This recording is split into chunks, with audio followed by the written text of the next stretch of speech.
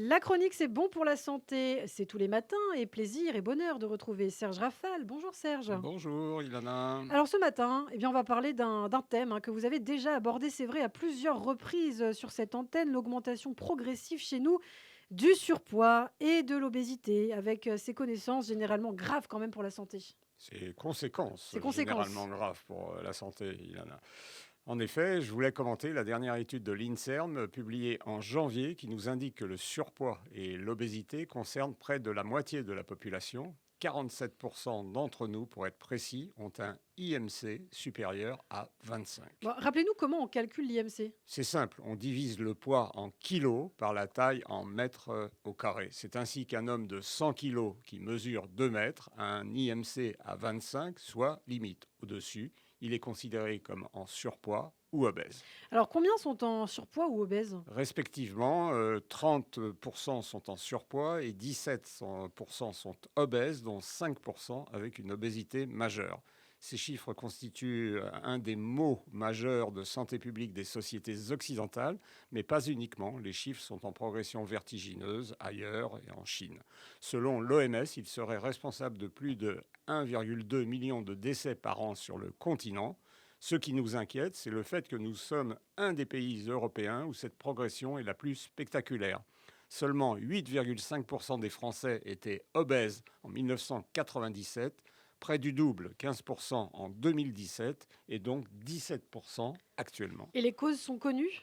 La malbouffe et la sédentarité dont nous parlons régulièrement dans cette rubrique, le Covid, le télétravail, l'isolement ont aggravé la situation en augmentant le nombre de déprimés et des obèses. Alors est-ce que des populations sont plus touchées que d'autres? L'excès de poids touche davantage les plus âgés, 57% des plus de 65 ans, sauf moi, contre 23% des 18-24 ans, mais la progression est plus accentuée et préoccupante chez eux. Seulement 2% des 18-24 ans et 8% des 25-34 ans étaient obèses en 1997, contre respectivement 9 et 14% Ah oui. actuellement, d'où une multiplication des chiffres par Et 4. concernant le sexe ratio? 37% des hommes contre 24% des femmes sont en surpoids, mais l'obésité, elle, est répartie équitablement. Et avec une distribution régionale? Et sociétale, le surpoids et l'obésité sont plus fréquents parmi les populations populaires et défavorisées. 51% des ouvriers ont un IMC supérieur à 25 contre 45% des employés et 35% des cadres. Et c'est respectivement 18% contre 10% pour l'obésité.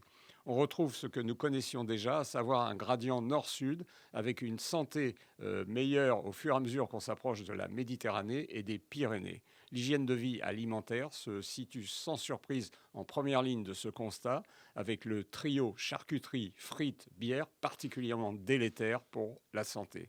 En Île-de-France, l'obésité est moins élevée, seulement 14%. La ville protège apparemment de la dépression et des problèmes de poids. Bah, qu'est-ce qu'il faut faire, Serge? Informer encore et toujours, tout en étant conscient que l'alimentation est très culturelle et identitaire, donc difficile à modifier radicalement. Mais ça n'est pas une raison pour abandonner, car le meilleur des traitements reste quand même Bien la sûr. prévention. Et oui, attention au surpoids, à l'obésité. Alors le mot de la fin, Serge? L'homme est le seul animal que la prise de poids inquiète, écrit Philippe Meyer. Il a raison, la situation est préoccupante, voire inquiétante, avec une obésité qui a doublé en 15 ans. Nous devons absolument freiner cette spirale infernale, d'autant que nous en connaissons les raisons.